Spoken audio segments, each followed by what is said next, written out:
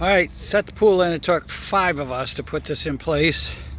Notice it's sitting on 1-inch styrofoam on top of the crush and run.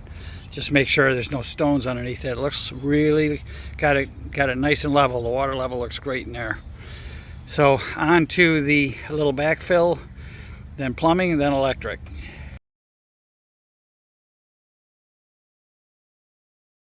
All right, so they also recommend you support benches and steps. So choice of either a concrete block or treated lumber with styrofoam on top.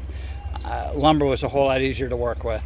All right, so the pool ended up off about 1 inch, which is actually normally acceptable except by my standards. So fortunately it was this back corner where we have bracing for the bench, so it made a perfect platform, and dug away the sand on this side and this corner and used a car jack under there, and it worked like a charm.